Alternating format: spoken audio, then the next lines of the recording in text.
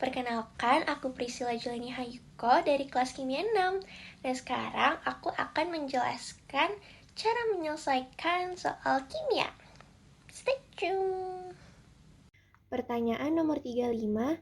Larutan berikut yang mempunyai titik didih paling rendah adalah, untuk rumus titik didih yaitu delta TB sama dengan KB dikali M dikali I, di mana KB merupakan tetapan titik didih, M adalah molalitas, dan I merupakan faktor Van Hoff. Nah, di sini terdapat 5 jawaban. Kita identifikasi satu-satu dari yang A, C6H12O6 0,04 molar. Ini merupakan larutan non-elektrolit di mana kita tidak usah menghitung menggunakan faktor Van Hoff, jadi tinggal KB dikali M. Nah, untuk nilai KB-nya ini sama semua untuk semua larutan dari kelima jawaban ini, jadi kita tinggal delta TB C6H12O6 nilainya sama dengan 0,04.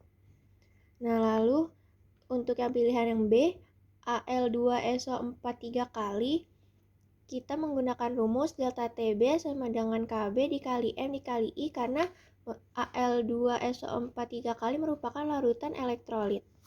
Lalu kita hitung menggunakan faktor Van Hoff sama dengan 1 ditambah N-1 alfa. Nah, karena alfanya tidak diketahui dan dia merupakan larutan elektrolit, jadi kita asumsikan nilai alfanya itu sama dengan 1. Lalu kita masukkan 1 ditambah N-nya 5 dari 2 ditambah 3 sama dengan 5 dikurang 1 dikali 1 hasilnya 5. Nah, lalu delta TB sama dengan M dikali faktor Van Hoff karena KB-nya nilai sama. Jadi M-nya sama 0,01 dikali 5 hasilnya 0,05. Lalu untuk pilihan yang C, NaCl, faktor kita hitung faktor Van Hoff-nya dulu, pakai 1 ditambah N-1 kali alfa, sama alfanya juga kita asumsikan 1 karena NaCl merupakan larutan elektrolit. Lalu 1 ditambah 2 dikurang 1 dikali 1 sama dengan 2. Untuk delta TB-nya, M-nya dikali faktor Van Hoff juga, 0,03 dengan faktor Van Hoff-nya sama dengan 2, jadinya hasilnya 0,06. Lalu untuk pilihan yang D, FeSO4 merupakan larutan elektrolit juga, jadi kita menggunakan faktor Van Hoff, yang dimana nilai faktor Van Hoff-nya sama dengan 2. Lalu untuk nilai delta TB-nya, M dikali faktor Van Hoff, M-nya 0,03, dan faktor Van Hoff-nya 2, jadi sama dengan 0,06. Untuk pilihan yang E, PbNO3 2 kali merupakan larutan elektrolit juga. Kita hitung faktor Van Hoff-nya seperti yang sebelumnya, hasilnya adalah 3. Lalu untuk delta TB-nya, M dikali faktor Van Hoff, M-nya 0,02 dikali faktor Van Hoff-nya 3 sama dengan 0,06. Nah, jadi dari kelima pilihan tersebut, larutan yang mempunyai titik didih paling rendah adalah terdapat pada pilihan yang A, C6H12O6 0,04 mol yang memiliki titik didih sama dengan 0,04. Nomor 72, suatu zat non-elektrolit mempunyai Mr 40 sebanyak 15 gram dilarutkan dalam 450 gram air. Penurunan titik beku larutan tersebut adalah min 2,5 derajat Celcius. Berapa gram dari zat tersebut yang harus dilarutkan ke dalam 1 kg air agar diperoleh larutan dengan penurunan titik beku 2 kali dari titik beku larutan non-elektrolit sebelumnya?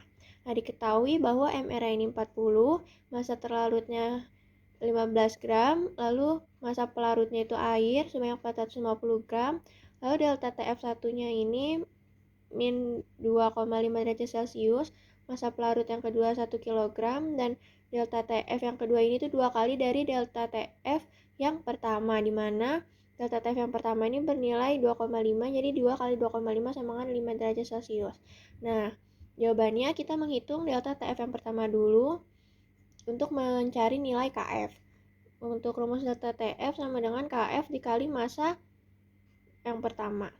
Nah, delta TF yang pertama ini kan 2,5 derajat Celcius sama dengan KF yang kita yang cari.